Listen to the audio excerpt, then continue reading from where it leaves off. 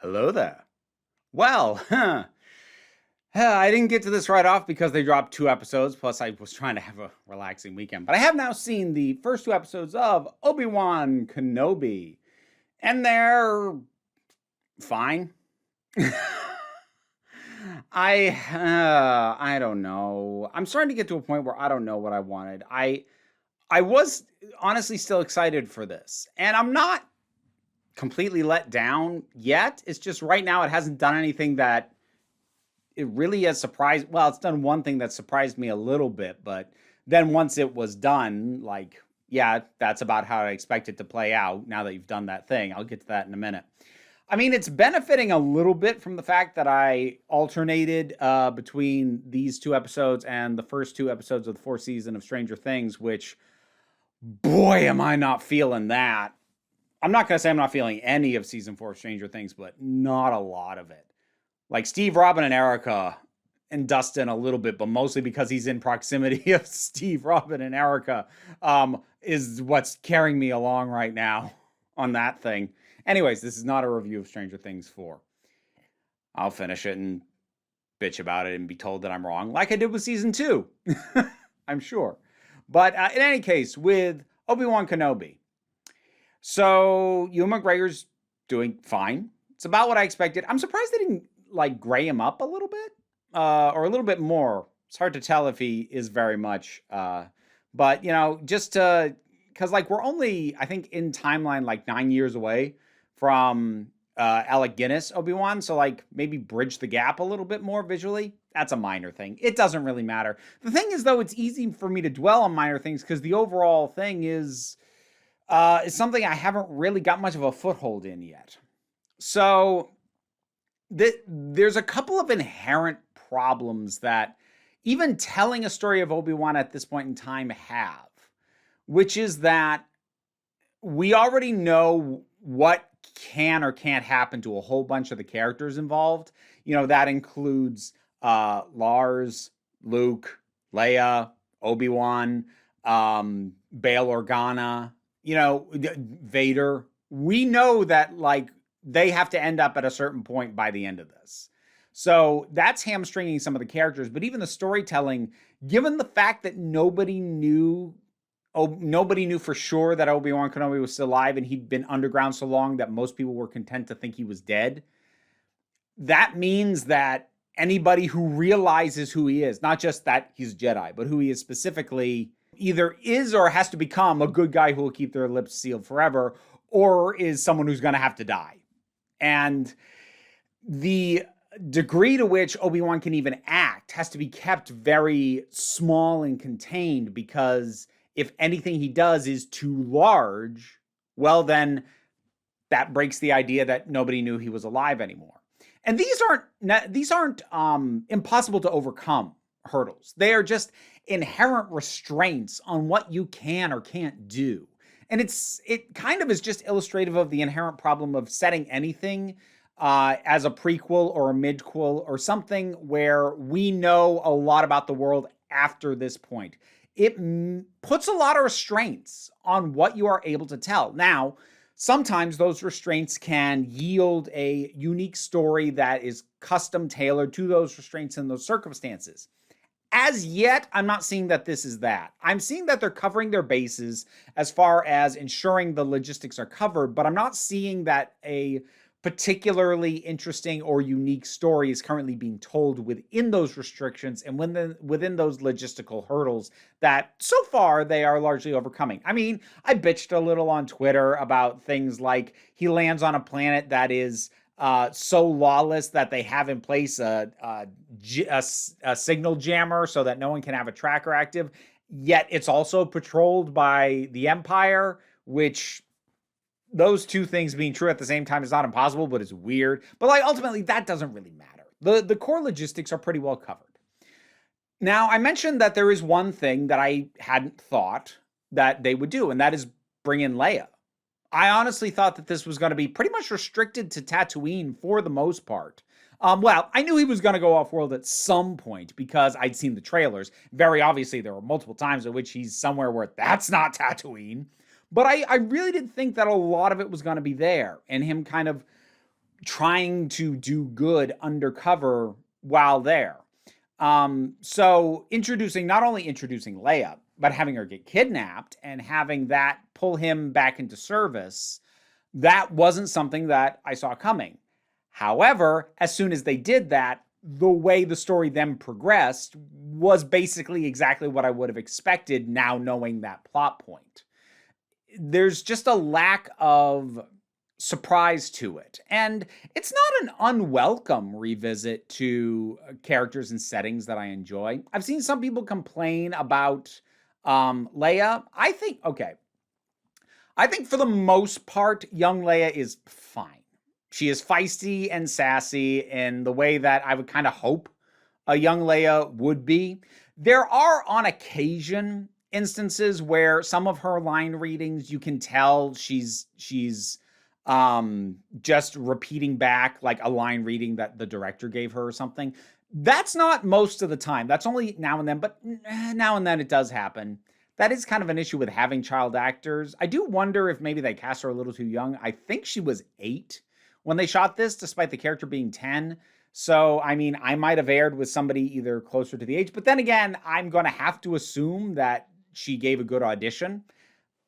Because like when you cast kids that young, you basically have open casting calls within a range of age and certain physical characteristics. That's just how they do, because there aren't that many well-established kids that young. So yeah, I'm gonna have to assume that she was the best option out of the casting call as far as the filmmakers were. But yeah, like there's bits here and there, but overall her sassiness, her rapport with Obi-Wan, yeah. I buy it. It works for me. I think it's kind of cute. It's kind of sweet. Obi-Wan himself, Ewan McGregor, again, he's doing fine. But that's just kind of it. He's restrained. He obviously has not been sort of communing with the Force in this time, which does make it a little bit odd that he's kind of like all up in Owen's business, being like, well, the boy will have to be trained at some point, like by you. Because this thing demonstrates very flatly that you have let whatever Jedi abilities you have kind of rust a bit, dude. So, part of that seems a little bit off. And like part of me was wondering, like, okay, but you know about Leia. Why are you only intent on training Luke? And like there are answers to that. Bale probably said, no, my daughter's gonna be a senator. She's not gonna be a Jedi. But I don't know. It seems a little one-sided. It honestly, and this, depending on how much of my stuff you take in, this probably sounds harsher than I mean it to. But it kind of reminds me a little bit of Chris Chibnall's writing on Doctor Who, in that I can see the bullet points and the major beats and the things like, well, like, we have to include this. We can't do this. This has to result in this. This has to be this and this. I can see all the bullet points laid out, and I won't disagree with any of those bullet points. But the fact that I can see them so specifically laid out kind of illustrates the fact that an actual smoothly progressing story is not papering over the fact that it's a list of bullet points. At least that's how it feels. I don't know what the actual writing process was.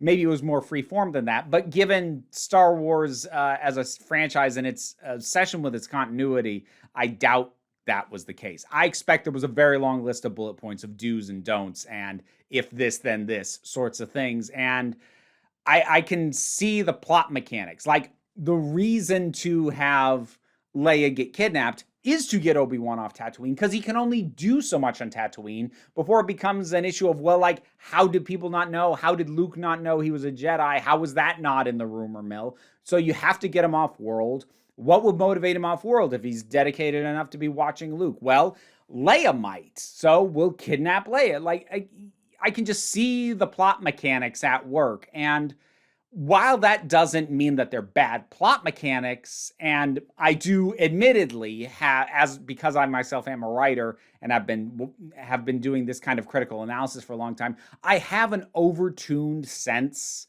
of detecting the plot mechanics. So this might not be a problem for most people. And if it's not for you, that's not a failure of your critical faculties.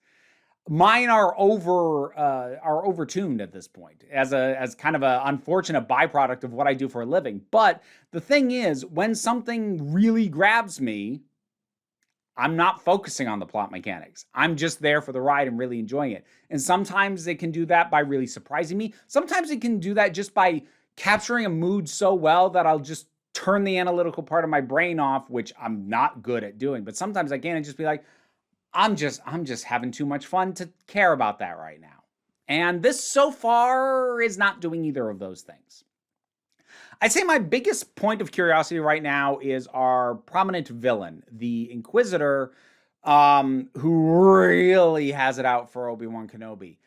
I'm wondering if there's backstory there. We're going to find out, because this seems really personal for her. So far, they're just presenting it as she sees it as a stepping stone to power, to more recognition within the Inquisitors, maybe recognition by Vader even, except that I mean, it's not that doesn't work as a motivation, but that's very stock. Her actions seem way more personally motivated to me than that. It really seems like she's got a specific grudge with Obi-Wan. And I kind of hope she does, and I kind of hope I find out what that is. But right now, she's sort of the main point of intrigue for me, as the rest of it is largely just progressing in a way that maybe I wouldn't have guessed sight unseen, but once I learned certain things, like, oh, okay, yeah, that basically is what I would have guessed. I did enjoy, for what it was worth, the charlatan, the fake Jedi, and what he was doing. I kind of liked the twist that him pretending to be a Jedi was basically his cover story to get people to trust him, and he was still actually helping people for a price. But it's like, it wasn't a con where like he wasn't even actually helping people. He was helping them, but that just made them trust him and believe him all the more, and probably makes it easier for him to bag clients.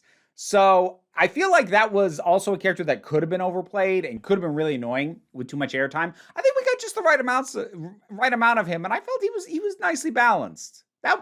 So there are bits here and there.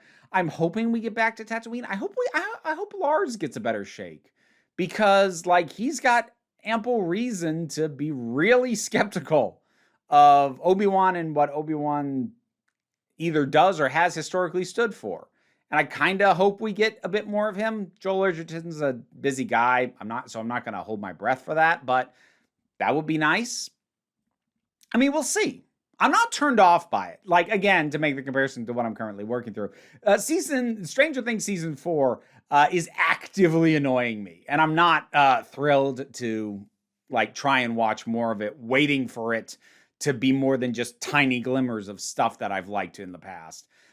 This isn't that, but it does, however, lack something that's really grabbed me as a reason to be excited to keep watching.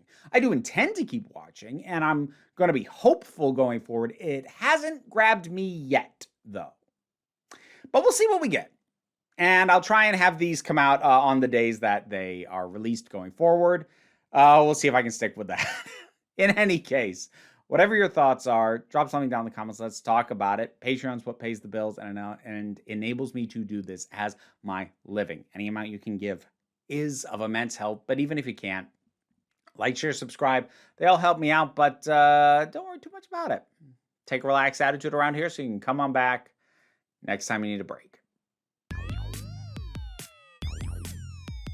Hey, end credits time, which means I need to shout out some patrons. This time I'm going to be shouting out Robin Moore, Zubin Litfala, Tarak, Oliver B., Melinda Walters, Imudelki, Leo the Boy, TT, Fernobulax the Poodle, Zach Paul, Eidolon, Tracy Scrabbit, Vincent Paul Bartolucci, Angry Kasparov, Toku BL Hoovian, Adam RDL Taylor, Shane Ross, Shayla Gourlay, and Brendan LaRose.